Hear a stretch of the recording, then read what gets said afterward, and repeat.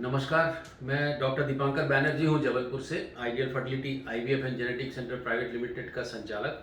मैं एक गायनिकोलॉजिस्ट हूँ और रेगुलर आईवीएफ करते हैं। वाइफ डॉक्टर मिसेस रिंकू और ईशानी बेटी बहुत अच्छी एम्ब्रियोलॉजिस्ट हैं। हम रेगुलरली आईवीएफ करते हैं और हम कोशिश करते हैं कि एक पर्सनलाइज्ड आईवीएफ प्रोटोकॉल प्रत्येक व्यक्ति के लिए अलग हो। ये जो वीडियो मैं बना रहा हूँ कि ये अभी जो आप देखेंगे, जो लेटेस्ट अभी जो चीज़ें आई हैं प्री इम्प्लांटेशन जेनेटिक टेस्टिंग में और न्यू जेनेटिक डायग्नोस्टिक टेक्नोलॉजी, और ये सब जो चीज़ें अभी रीसेंट एडवांसेस हुए हैं, उस एडवांसेस के हिसाब से एक मेरा वीडियो आप देखेंगे 9 महीने पहले करीब का, जिसमें मैंने एंडोमेट्रियल रिसेप्टिविटी एनालिसिस पे बनाया था एरा पे। कुछ चीज़ें जो अभी डेवलप्ड हैं, जो एविडेंस बेस्ड हुई हैं, उन पे मैं चर्चा करने जा रहा हूँ। और जो एरा का मैं सर्विस दे रहा हूँ वो कैसे दे रहा हूँ वो भी मैं बताने जा रहा हूँ। ज़रूरी नहीं कि एंडोमेट्रियल रिसेप्टिविटी ऐसे या एंडोमेट्रियल रिसेप्टिविटी एरेज जो टेस्ट होते हैं वो 100% आपको प्रेगनेंसी दे दें, बट इनका जो साइंटिफिक एविडेंस है वो थोड़ा बेहतर हुआ है ज़्यादा पेशेंट्स पे अप्रोच करने के बाद। जो पुराना वीडियो उसमें आप देखेंगे कि उसमें प्रॉब्लम्स क्या हैं, क्या उसकी कमियां हैं, वो अभी भी विद्यमान हैं। बट जो रिपीटेड इम्प्लांटेशन फेलियर और जो रिपीटेड प्रेगनेंसी फेलियर वाले, आईवीएफ फेलियर वाले पेशेंट्स हैं, या फिर कोई पर्सनलाइज्ड विंडो ऑफ इम्प्लांटेशन जानना चाहता है, उनके लिए ये तकनीक बहुत अच्छी है। कैसे होता है वो मैं थोड़ा डिटेल बता रहा हूँ। क्यों होता है? सबसे पहली बात, हम कई बार बहुत अच्छा ब्लास्टोसिस्ट जो दिखने में बहुत अच्छा हो, हम मॉर्फोलॉजिकल आइडेंटिफिकेशन कर रहे हैं, हम इसमें यदि पीजीएस करके, हम पीजीटी एन्यूप्लॉइडी हमने नहीं किया, मॉर्फोलॉजिकली मतलब दिखने में बहुत अच्छा हो, जो जेनेटिकली अच्छा दिख रहा हो, उसको भी जब हम इम्प्लांट कराते हैं, बच्चेदानी में डालते हैं, तो जो बच्चेदानी की लाइन है वो प्लांट नहीं होता उसमें। तो मन में एक सवाल होता है कि ये जो बच्चेदानी की जो लाइन है, क्या इसको एक्सेप्ट करने के लिए उस दिन तैयार थी? क्योंकि आप देखोगे महिला को हर महीने बच्चेदानी की लाइन का क्षरण होता है, मतलब ये बाहर आता है, उसको मेंसेस बोलते हैं। इसका मतलब बच्चेदानी की लाइन जो है वो डे 1 से लेके डे 28, यदि 28 दिन का पीरियड हो, तो बच्चेदानी की जो लाइन है ये एक डिफरेंट कैरेक्टरिस्टिक में रहती है, डिफरेंट विशेषताओं में रहती है कि वो शुरू में इसका प्रोलिफरेटिव फेज़ हो, फिर उसका जब ओव्यूलेशन हो तो इसको एक्सेप्ट करने की फेज़ में आ जाए। ये जो एक्सेप्ट करने की फेज़ है, इसको विंडो ऑफ इम्प्लांटेशन बोलते हैं, या इसको आप खिड़की बोल सकते हैं, जब हवा या वो व्यक्ति अंदर आएगा। और ये खिड़की बंद हो जाती है 1 या 2 दिन में, और ये खुलती है ओव्यूलेशन होने के 5 दिन बाद, 4 से 5 दिन और 6 दिन के बीच में। अधिकतर इसमें कोई प्रॉब्लम नहीं होती, प्रेगनेंसी होती है, ठीक है।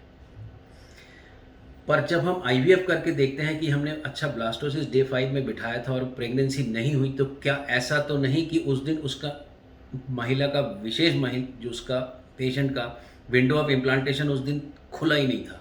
या तो हमने उसको जल्दी डाल दिया, ये बाद में खुलता, या फिर ये खुल के बंद हो चुका, फिर हमने डाला।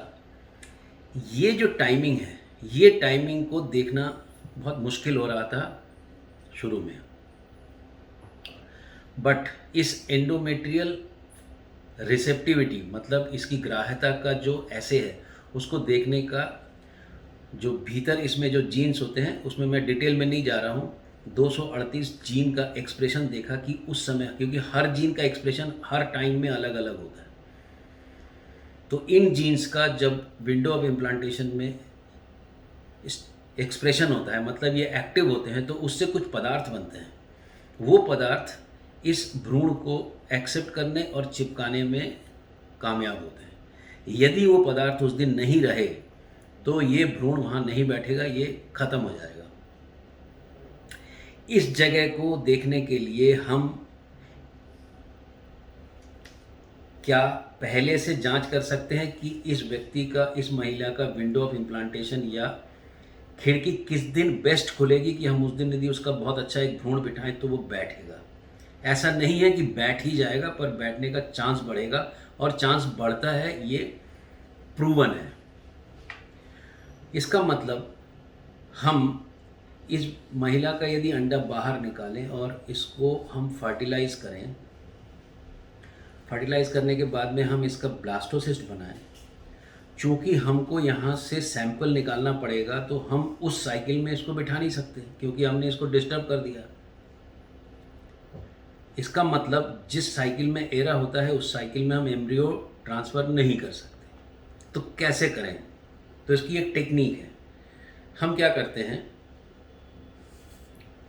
हम इस महिला का एक साइकिल में, ये यदि डे 1 है तो जैसे फ्रोज़न एम्ब्रियो ट्रांसफ़र मुझे करना है बाद में, तो वैसी ही दवाइयाँ हम ईस्ट्रोजन का और फिर प्रोजेस्टेरॉन स्टार्ट करते हैं, और इसको 1 2 3 4 5 इस दिन हम एक बायोप्सी लेते हैं। ये नियर अबाउट 120 आवर्स के आसपास होती है। इसका हम जांच करवाते हैं लैब से। इसकी रिपोर्ट आती है कि ये रिसेप्टिव है कि नॉन रिसेप्टिव है। इसमें मैं डिटेल में नहीं जा रहा हूँ।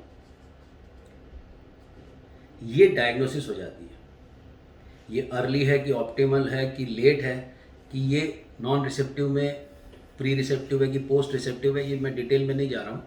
बट इससे हम अंदाज लगा सकते हैं कि एग्जैक्टली किस दिन ये खिड़की खुलती है, किस घंटे में खुलती है रादर, ये हमको पता चल गया। इसके बाद इसको पीरियड आ गया महिला को।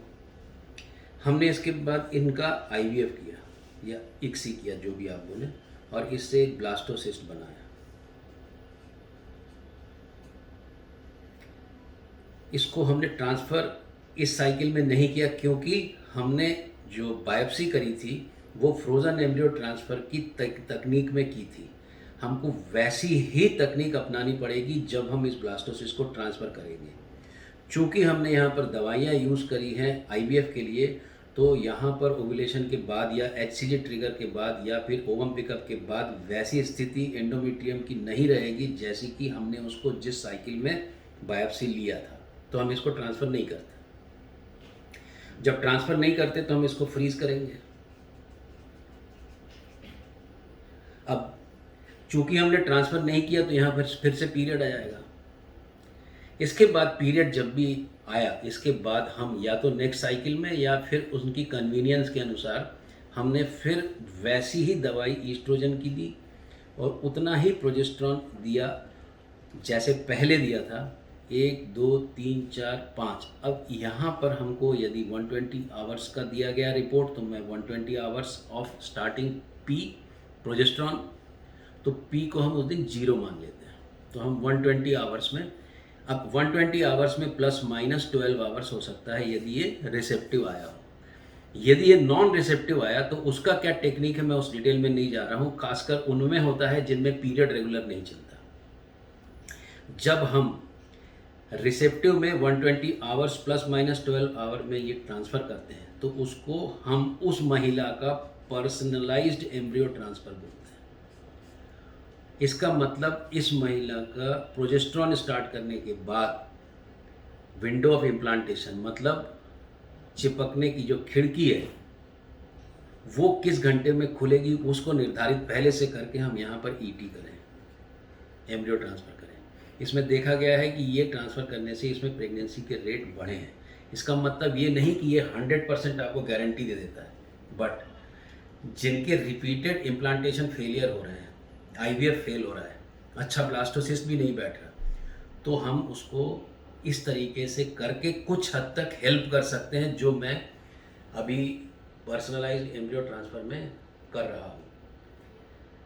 इसकी बहुत सारे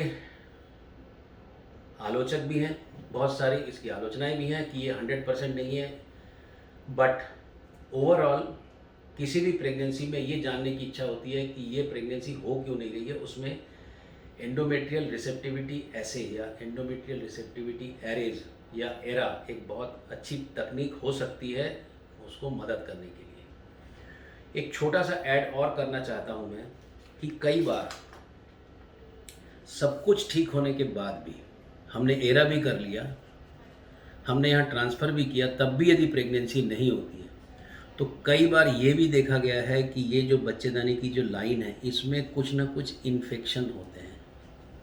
इन्फेक्शन का मतलब इसमें बैक्टीरिया या फिर किसी तरह का विषाणु उसमें रहे तो ये इसको बैठने नहीं देता। नॉर्मली हम सोचते हैं कि एंडोमेट्रियम स्टराइल रहती है, उसमें कोई बैक्टीरिया कुछ नहीं रहता, ऐसा नहीं है। मोस्टली ये लैक्टोबैसिलस से ज़्यादा रहते हैं, बट कई बार ऐसे इन्फेक्शन रहते हैं जिनके कारण ये सब कुछ ठीक होने के बाद भी ये प्रेगनेंसी नहीं होती है। ऐसे 20% इनफर्टिलिटी इसको क्रॉनिक एंडोमेट्राइटिस भी बोलते हैं। ये हम नॉर्मली छोड़ देते थे, अब मैं ये भी देखता हूँ कि कहीं पर क्रॉनिक एंडोमेट्राइटिस के कारण, क्योंकि इसको आप डीएनसी करके आप इसका कल्चर करके नहीं बता सकते, तो इसका भी आजकल इन जो यहाँ पर विषाणु और बैक्टीरिया हैं इनका भी डीएनए का जांच होता है। इनको करके ये देख सकते हैं कि इसमें कहीं इन्फेक्शन तो नहीं है अंदर, यदि है तो इसमें कौन सा एंटीबायोटिक काम करेगा वो दे के फिर हम आईवीएफ करें। ये दो जो बातें हैं ये एक इसमें काफ़ी काम हो रहा है। मैं एनआईपीजीटी के ऊपर अलग वीडियो बनाऊंगा कि एम्ब्रियो को कैसे जांच करें बगैर छुए, वो मैं बाद में करूंगा। But this is the latest thing which is happening in IVF sciences nowadays, और ये एप्लीकेबल है, इसको अप्लाई कर सकते हैं और इसको आप यूज़ भी कर सकते हैं एक रेगुलर आईवीएफ में। आप चाहें तो पर्सनलाइज एम्ब्रियो ट्रांसफ़र पहले खुद का जान लें, विंडो ऑफ इम्प्लांटेशन क्या है, फिर आईवीएफ करें, या फिर यदि आपको रिपीटेड आईवीएफ फेलियर हो रहा हो तो आप ये करवा सकते हैं। सुनने के लिए बहुत बहुत धन्यवाद।